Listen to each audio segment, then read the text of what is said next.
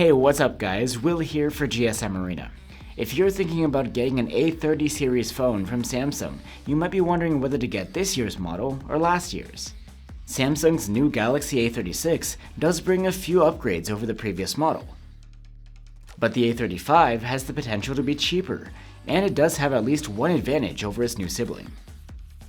So what's the difference between these two phones, and which is the better choice? Let's put the Galaxy A36 and A35 head to head and find out.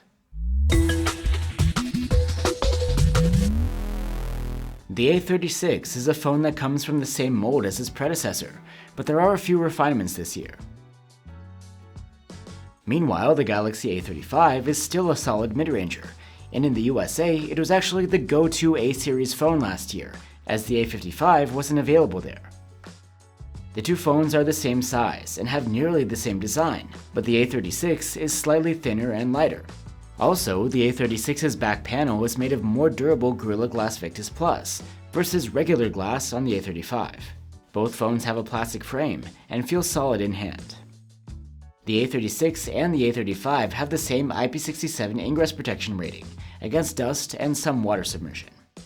The A36 does have a larger screen. It's a 6.7-inch OLED with a 1080p resolution and a 120Hz refresh rate. The A35 screen is a slightly smaller 6.6 inches, but otherwise it's the same, and that includes the Gorilla Glass Victus Plus protection on the top. Samsung managed to get this extra screen real estate on the A36 by trimming down its bezels.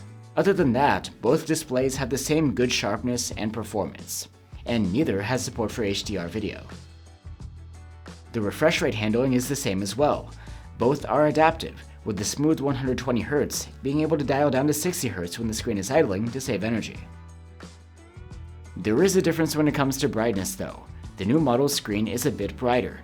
It can boost to over 1200 nits in auto mode, while the A35 could do just over 1000. You also get a stereo speaker setup on either phone, with the same performance. They have a loudness rating of good, and similar audio quality, with clear mids and mostly undistorted highs. Let's have a listen to both to compare. Close the window and your eyes disappear into the blue. Wrap your fingers around the great escape. You can wake up and unlock either phone with an optical under-display fingerprint reader, and it's quite responsive. And when it comes to storage, both phones can come with 128 or 256 gigs on board. But the A35 has something that the A36 doesn't. Its storage is expandable through microSD card, while this year Samsung has gotten rid of that feature. The software experience is a bit different between these phones at the time of this video. The Galaxy A36 launched with the latest One UI 7 on top of Android 15, and it has the latest features. Meanwhile, the Galaxy A35 is still running on One UI 6.1 and the previous Android 14. However, we hear the update to One UI 7 is already seeding. Speaking of updates, the A36 will get 6 years of software support, while the A35 is promised 4 OS updates and 5 years of security patches, and one of those years has passed already. The Galaxy A36 runs on a Qualcomm chipset, a Snapdragon 6 Gen 3. The A35, on the other hand, uses an in-house Exynos chip, an Exynos 1380. There isn't a huge difference in power here. In benchmarks, the A36 earns roughly the same scores as its predecessor, except for a minor boost in graphics scores. Overall, neither phone is a powerhouse, but the performance is adequate for the price either way. And both phones do a great job with thermal management, as expected for devices with a relatively modest chipset. Both phones have 5000 mAh batteries, and the battery life is similar, but the A35 has the edge. It earned a higher overall active use score, thanks to better gaming and video playback times. The Galaxy A36 has updated 45-watt charging, compared to 25 watts on the A35. As a result, its charging is faster, but not by a huge margin. The A36 charged to 60% in half an hour, compared to 52% on the A35. And a full charge was around 10 minutes faster on the new model. On the back, both phones have the same camera setup, including a main cam, an ultra-wide, and a macro camera.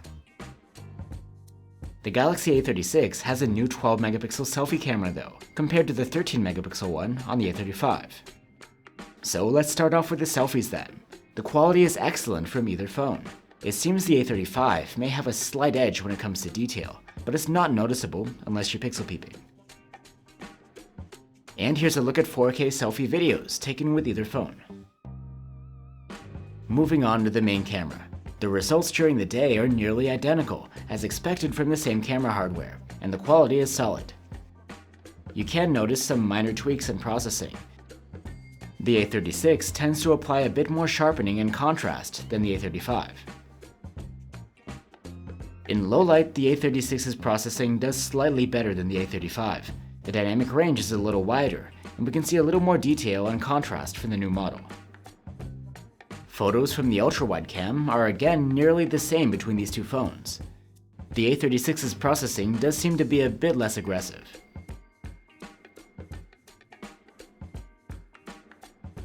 And at night, like on the main cam, the processing is a bit more likable on the A36.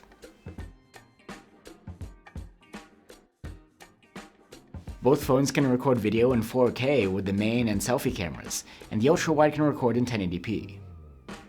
4K videos from the main cameras are solid from either phone, and basically identical in quality. The results from the ultra-wide cameras are usable, and again the quality is a toss-up.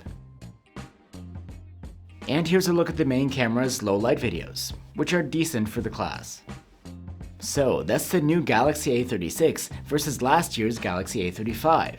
So which is the better deal? Both phones have a similar design and the same speaker setup. The chipset performance is comparable.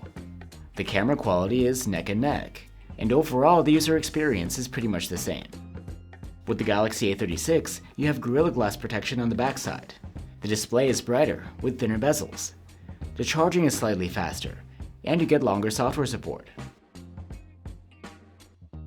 Meanwhile, with the Galaxy A35, the battery life is a bit longer, and you have microSD expandable storage. The older model is also less expensive, in some markets. If you live in a market where the two phones are the same price, then it's better to get the new A36. But if the A35 is less expensive, or you really want the expandable storage, then the older model could be the better choice. Thanks for watching, and I'll see you on the next one.